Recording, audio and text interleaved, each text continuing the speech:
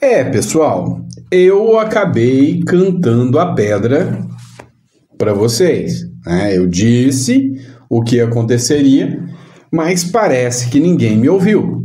Ouviu, né?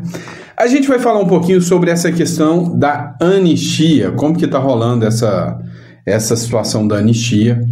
Outro ponto que a gente vai falar nesse editorial também é que o ministro Alexandre de Moraes, de acusador, ele acabou se tornando o acusado nesse processo do golpe de Estado. Pois é, depois da reviravolta do Tagliaferro, depois de muitas acusações, inclusive do advogado do Braga Neto, o ministro Alexandre de Moraes acaba tendo que se explicar por muitos e muitos pontos, né? Então nós vamos falar sobre anistia. O Tagliaferro ganhou popularidade, meu amigo. O Jornal Metrópolis fez uma entrevista agora há pouco, terminou agora há pouco, bombástica com o Tagliaferro.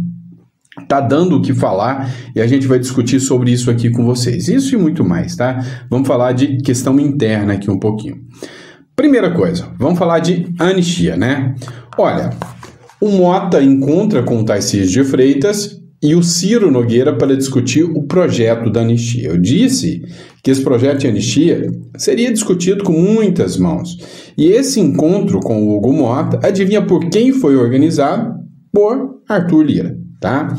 É o seguinte, o presidente da Câmara dos Deputados, o Hugo Mota, do Republicanos, vai encontrar nessa quarta-feira com o governador de São Paulo, Tarcísio de Freitas, do Republicanos também, mesmo partido, e o presidente do PP, o senador Ciro Nogueira.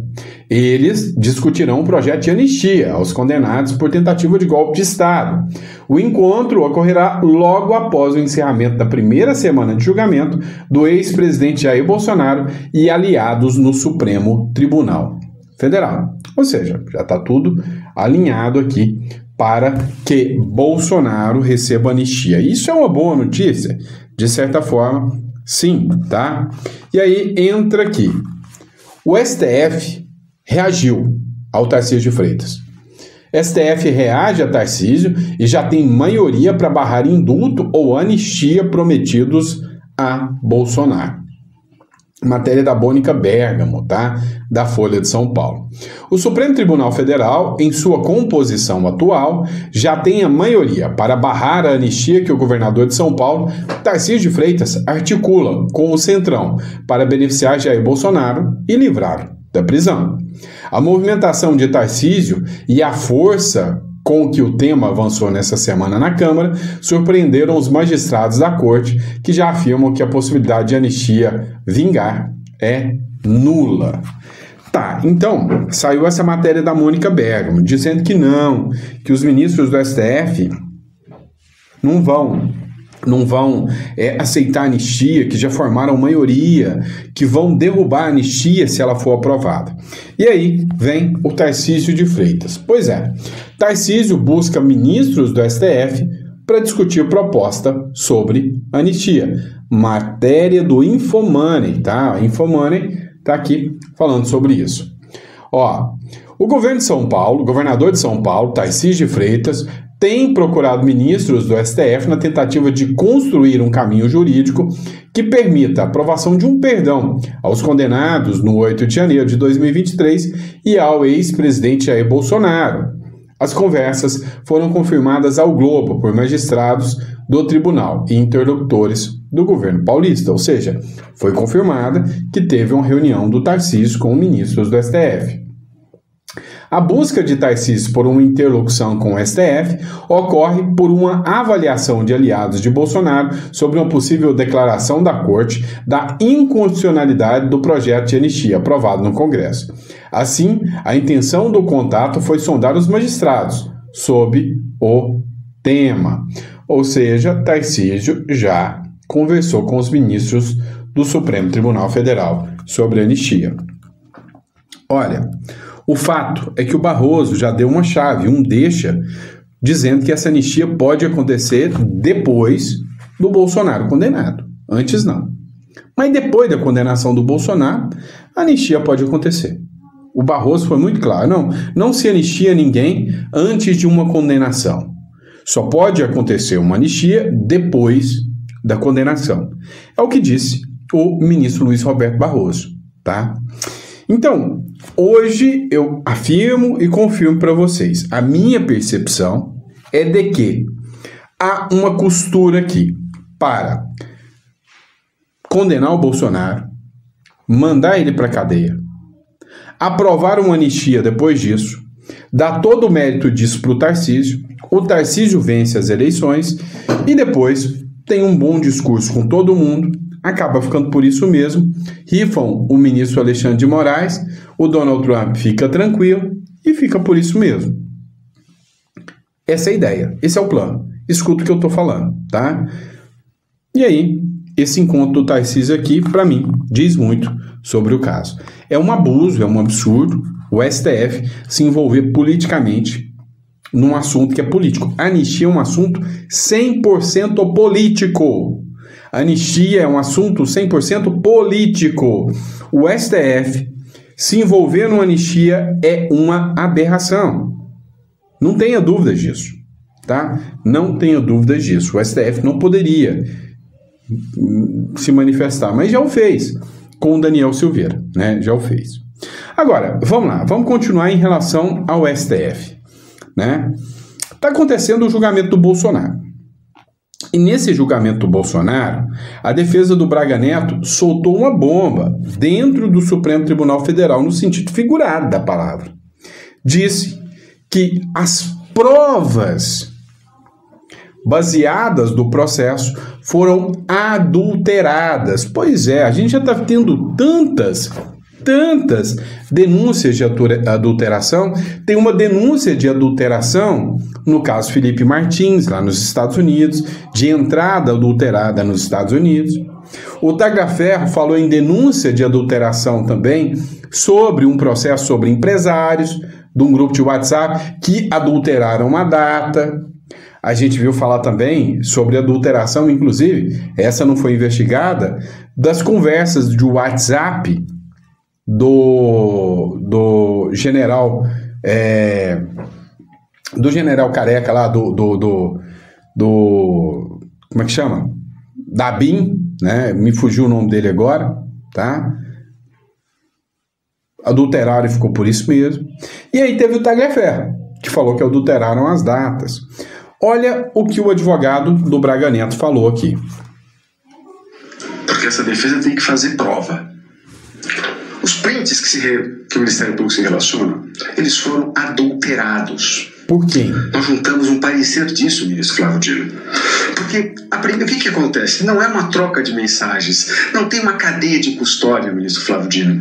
Eles são prints que foram encontrados no interlocutor, o senhor Ayrton Barros. E o que ele faz? Na primeira página tem lá uma foto com 4 mensagens. Logo depois, para a mesma página, está juntado nos autos, não quero tomar tempo de Vossa Excelência. Ele apaga, adulterou. Ele adulterou a conversa. E não tem cadeia de custódia, não tem começo nem fim. É essa prova que o Ministério Público entende que é cabal para provar que o meu cliente foi o coordenador dos ataques digitais ao alto comando. Isso não para em pé. Isso não para em pé. E 70 terabytes é essa outra prova robusta, fora delação, que a acusação defende contra Braga Neto. É inaceitável, com o máximo respeito, com a máxima vênia, a acusação. Porque essa defesa tem que fazer. Vocês viram o nível que se tornou tudo isso? Mas você acha que parou por aí? Calma que não parou por aí mesmo, né? Não parou mesmo. Dá uma olhada. O Tagliaferro participou de uma entrevista lá no Metrópolis. Olha só o nível. Uma demanda tão grande de direita e nenhuma de esquerda, questionei a servidora. Perguntei, olha, o que está acontecendo? Não vem nada da esquerda. Ela fez um gesto assim, tipo, indignada, eu entendi. E na segunda semana eu já tive aí o desprazer de ver essa situação com relação ali. Então a ordem era que se apagasse e eu nunca apaguei nada, eu sempre preservei tudo. Era isso talvez, e é isso talvez que Alexandre de Moraes espera. O backup que ele tem meu com relação ao processo no STF não é o backup completo. Eu tenho outro backup, aquele backup era um backup que eu transferi para o meu telefone de São Paulo, mas eu tenho um telefone de outras localizações que eu fui colocando em vários telefones. Então, a partir desse momento que eu percebi tudo isso, eu comecei a guardar o material, guardar. Tentei diversas vezes sair do TSE, virei motivo de chacota, porque eu era o cara que pedia uma exoneração por semana, tinha figurinha de WhatsApp, quando eu ia para a presidência, já vai pedir exoneração? Então eu virei motivo de gozação. Só que o que eu fiz? Eu me mantive ali dentro, me mostrei prestativo, passei confiança para que confiasse em mim, e eu fui guardando, e em 2023, com aquele incidente do disparo, que foi totalmente criminoso, que fizeram comigo, não tem prova nenhuma. A própria vítima fala que eu não disparei, que não teve violência. O policial que estava comigo fala que eu não disparei, que ele puxou a arma da minha mão para poder guardar, levar com ele, e essa arma disparou, entendeu? A partir daquele momento que deu a exoneração, eu me senti livre, porque eu já tinha, inclusive, naquele próprio dia, pedido exoneração e ela foi rasgada. Mais uma vez. Então eu me senti livre e desde então eu vinha tentando denunciar, mas infelizmente todas as portas foram fechadas. Estranho, uma demanda tão grande. Agora, é interessante que você viu, não? Desde aquele dia eu venho tentando denunciar, mas todas as provas foram rasgadas, né? Eu quero que você analise aqui um pedacinho, tá, da publicação, onde o próprio Tagliaferro deixou os jornalistas do Metrópolis sem resposta. Questionaram ele, mas peraí, você sabia de tudo isso? Por que você não denunciou tudo isso? Escuta. Permita-me fazer uma provocação aqui ao senhor em relação ao que o senhor afirma ter havido diversas irregularidades durante a sua atuação no TSE. Por que, quando no momento dessas situações, o senhor não denunciou? Para quem que eu vou denunciar com a pele? Para Alexandre de Moraes? Ou para algum órgão abaixo? Corregedoria não seria passível? Instituição abaixo? Qual? Mas qual corregedoria? Da onde? Do Supremo Tribunal Federal? Me diz. Se fazendo o que eu estou fazendo, nada acontece. Na verdade, se eu fizesse algo desse tipo, hoje eu não estaria aqui denunciando. Eu estaria morto. Então eu não tinha para quem denunciar. Porque mesmo denunciando, jogando na imprensa, falando em Senado, falando em Câmara, nada está mudando. Então esquece, não existe. Se isso fosse uma coisa efetiva, que isso tinha ser feito, eu estaria no Brasil, não estaria na Itália. Então, assim, esse é o grande ponto. Denunciar para quem, né? Denunciar para quem? Voltando ao assunto da anistia, eu deixei passar batido aqui, eu ia mostrar para vocês um vídeo do Fernando Holliday. Eu quero que você preste atenção na fala dele sobre a questão da anistia. Dá uma olhada. Tem muita coisa acontecendo nos bastidores e a principal delas é que nunca estivemos tão perto de conseguir anistia como agora. Bom, primeiro o presidente da Câmara, Hugo Mota, deu uma declaração dizendo que uma maioria de líderes já apoia a anistia. O Centrão, e isso muito por conta também da articulação do governador Tarcísio, agora embarcou de vez na pauta da anistia. União Brasil e o PP já saíram da base do governo Lula e outros partidos também já estão sinalizando que vão passar a apoiar a anistia a partir de agora. Só que, evidentemente, que essa não vai ser uma batalha simples, não vai ser uma batalha fácil. Ela depende de outras coisas. Por exemplo, a Folha de São Paulo deu uma notícia dizendo que atualmente a maioria dos ministros do Supremo se posicionaria pela inconstitucionalidade de uma anistia. Isso é, se o Congresso aprovar, eles derrubam. Mas será que é assim mesmo? Porque nessa conta da Folha de São Paulo, eles estariam colocando, muito provavelmente, o ministro Luiz Roberto Barroso, que não faz muito tempo deu uma declaração dizendo que a anistia, depois do julgamento, é uma questão política. Ou seja, basicamente ele estava jogando a bola para o Congresso Nacional. Se o Congresso aprovar, aprovou. Pelo menos foi isso que ele deu a entender. Um segundo ponto que nós não podemos ignorar é que o governo dos Estados Unidos mandou uma notificação pedindo explicações para os bancos brasileiros, para saber se eles estão de fato cumprindo as punições da Lei Magnitsky. Lembra daquele papo de, o Moraes pode ter conta, mas não pode ter cartão de crédito, ele pode isso, mas não pode aquilo? Bom, tem nada disso. Paulo Figueiredo já tinha explicado e Moraes não pode ter nenhuma relação com nenhum desses bancos. Ou eles serão punidos. A partir dessa notificação, isso vai ficar muito claro. Vai ficar muito mais claro para os outros ministros o alcance da Lei Magnitsky. E é claro que isso acaba tendo um peso. A verdade é que este momento agora que nós estamos vivendo com o julgamento do presidente Jair Bolsonaro abriu uma janela de oportunidades no Congresso Nacional para corrigir todas essas injustiças e fazer uma anistia ampla, geral e restrita. E óbvio que a vitória para este caminho também passa pela manifestação que vai acontecer no próximo dia 7 de setembro em todo o país. Por isso, mais uma vez, reforçando aqui a importância de todos nós participarmos e colocarmos a nossa indignação. A vitória não é simples, a luta não é fácil, mas é sim ainda possível. Tem muita coisa acontecendo nos...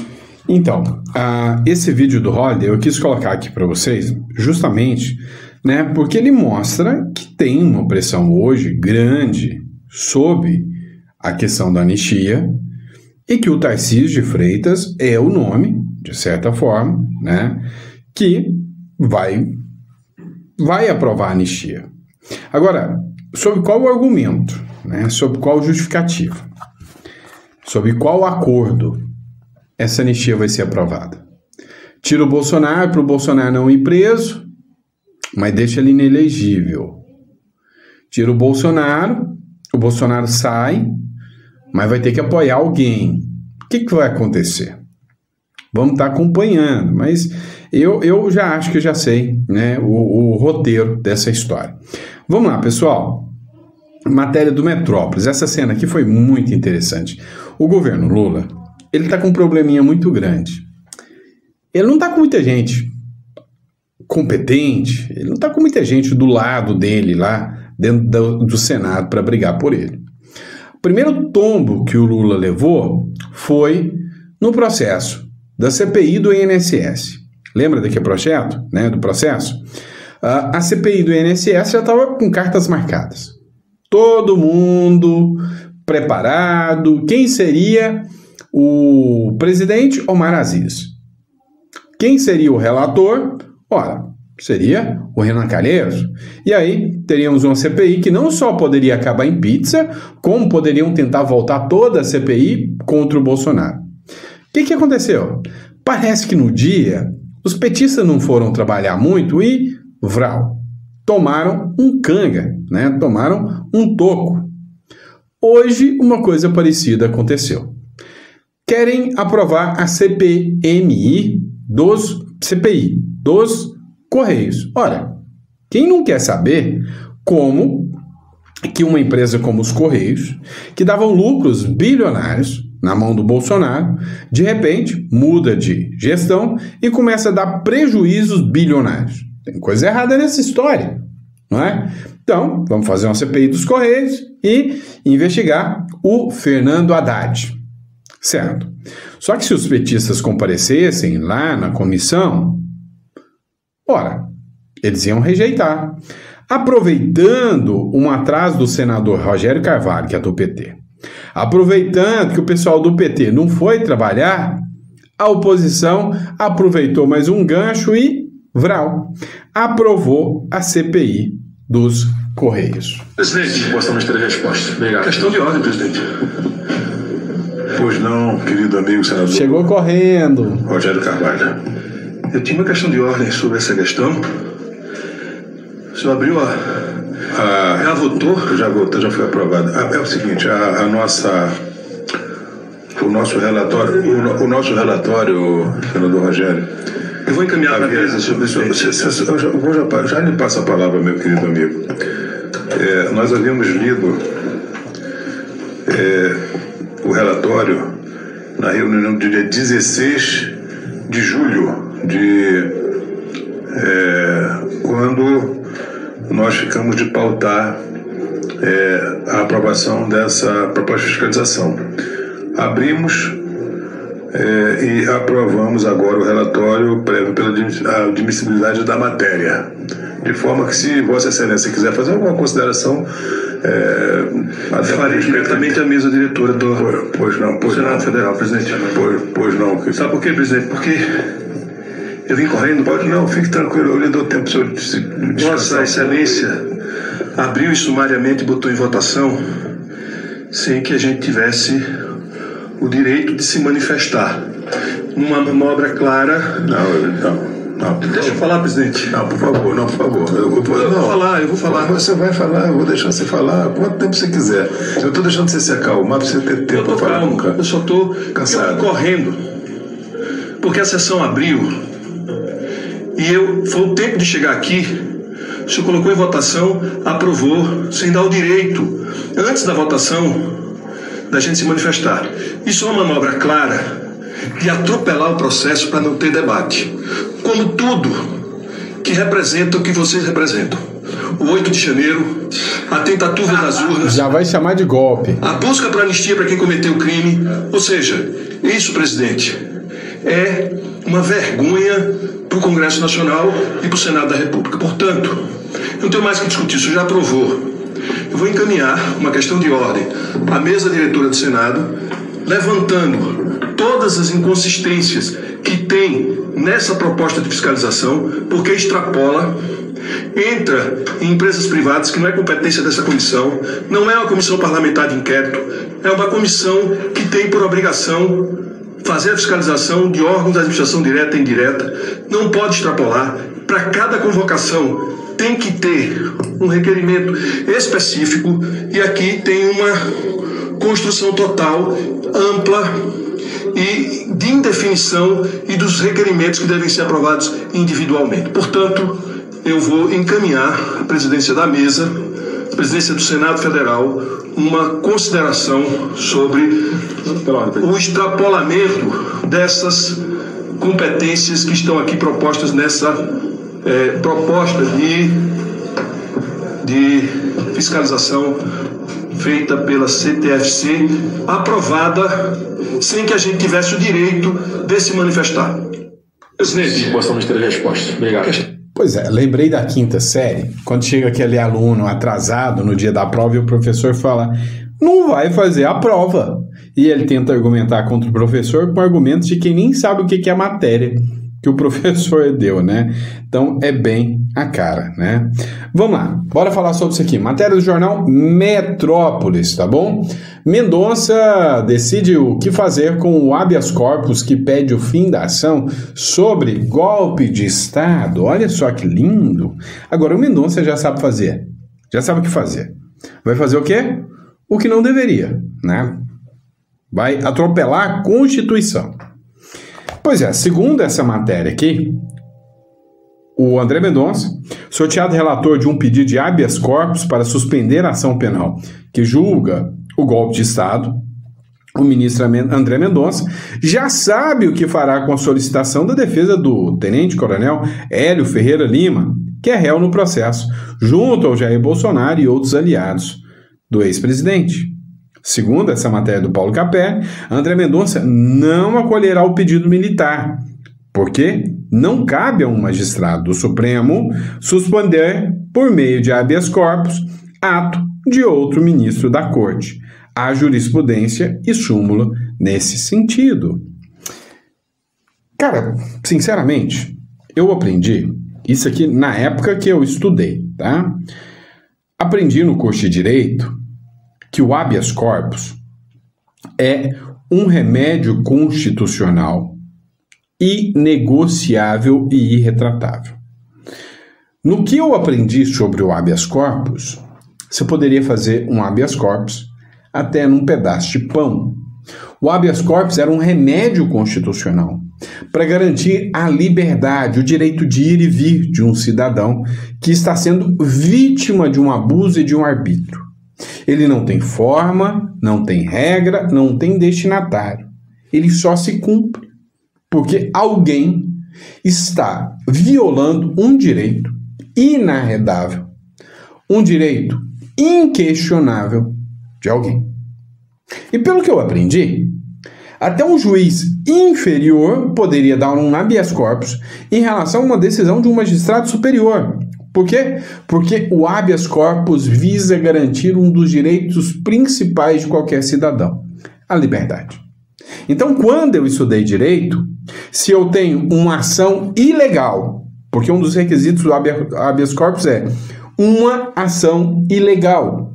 Se eu tenho uma ação ilegal, qualquer um aplicador do direito, qualquer juiz, tem a obrigação moral e constitucional de pôr aquela pessoa solta na hora. E a Constituição vale para tudo e para todos, menos para os deuses do Olimpo, chamados ministros do Supremo Tribunal Federal. Então, essa súmula é uma aberração, é ridícula, uma súmula que diz que quando eu estou diante de um ato ilegal inconstitucional, às vezes até criminoso, de um juiz da Suprema Corte. O outro juiz da Suprema Corte não pode dar habeas corpus. Um juiz que vê um ato ilegal da Suprema Corte não pode dar habeas corpus. Vocês entenderam? Agora, isso aqui é uma questão moral. Se eu fosse um juiz da Suprema Corte, aqui eu ia falar, olha, trata-se de um ato ilegal, inconstitucional, que deve ser revisto agora. Mas é querer demais sobre o corporativismo que impera no Supremo Tribunal Federal, não é? Não é isso? Mas vamos bem, vamos lá, vamos ver uma materinha agora da Globo News aqui com vocês. Ó, já temos o número para aprovar a anistia no Congresso, diz o Valdemar da Costa Neto. Escuta aqui o Costa Neto falando na Globo. O que mudou na Câmara que agora tem ambiente para passar? O que o Hugo Mota está dizendo para os senhores que tem agora esse ambiente? Não, o Hugo Mota, nós estamos trabalhando o Hugo Mota, nós temos que valorizar o trabalho do Hugo Mota. Nós temos que levar ele para cima, porque senão nós não conseguimos tocar isso para frente. Porque está havendo um entendimento entre os partidos, todos os partidos, para que se vote anistia. Quais são esses partidos? Para a gente poder fazer uma conta aqui. PP, União Brasil, os Republicanos. Quer dizer, nós temos um número para isso. O PL, o senhor? PL. O PSD também? O PSD deve vir também. Então nós temos que trabalhar, porque isso é justo. É justo que um cidadão que não tenha direito à sua defesa, a outro grau de instrução, ele tem o direito. Então o senhor está calculando uns 300 votos aí, pelo que eu estou percebendo pela bancada, para depois do julgamento, ou seja, daqui a umas 2 semanas, é isso? Depois do julgamento. Seria depois do julgamento. Estão se preparando para isso, Waldo. Depois do julgamento, incluindo o Bolsonaro. O que mudou na Câmara que agora... Depois do julgamento, incluindo o Bolsonaro. Como eu disse para vocês, não criem expectativas de que esse processo, daria uma elegibilidade do Bolsonaro novamente, Não vai. Agora, vem a matéria do Estadão, aquela que eu falei no começo para vocês. Moraes passa de relator a acusado no meio do julgamento de Bolsonaro. Francisco Leali, que escreveu a matéria. O julgamento do ex-presidente Jair Bolsonaro e outros 7 acusados ainda está no começo. Nessa quarta-feira, 3 falaram as defesas dos réus. Foram da sala de audiência da primeira turma do STF, que está em curso uma nova estratégia bolsonarista. O alvo é o relator Alexandre de Moraes. Em audiência na Comissão de Segurança do Senado, o perito Eduardo Tagliaferro, ex-assessor de Moraes, entrou por videoconferência. Com todas as letras, o perito, transmudado em acusador, atribuiu ao Moraes a falsidade no ato e chegou a dizer que, em seu gabinete, o magistrado age como quem joga xadrez. Os investigados são pecinhas. As declarações do Tagliaferro ocorreram num colegiado presidido pelo Flávio Bolsonaro. Como se viu na sessão, o senador já sabia o que o depoente trataria, e a conclusão foi de que a denúncia serviu para se pedir a suspensão do julgamento em curso. Ainda que a nova frente para impedir a condenação de Bolsonaro não surta efeitos jurídicos, ela serve para manter Moraes sob pressão. Os documentos de Tagliaferro podem ir parar na fundamentação de um novo pedido de impeachment do ministro Alexandre de Moraes. Teria sim que ir parar um pedido de impeachment. Isso é inquestionável. Isso é fato público e notório. O que acontece?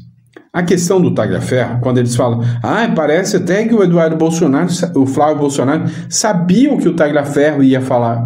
Está sendo veiculado nos jornais todo dia. A imprensa que não quis. A imprensa que quis tapar os olhos. Mas está em todos os canais, está na Revista Oeste, está em todos. Só não está na velha mídia. E agora furou a bolha e chegou na mídia. Aqui, matéria do Estadão. a Folha de São Paulo, todo mundo tratou de que o Tagliaferro acusou o ministro Alexandre de Moraes com todas as letras de fraude processual, fraudar documentos processuais. E isto é crime. Crime. Anula todo o processo da cadeia. Tá, mas é um bolsonarista qualquer. Não. Ele era o inquisidor dos bolsonaristas. Era o cara que trabalhava para pegar os bolsonaristas. Agora você vai falar que a fala dele não tem valor? Não faz sentido? Né?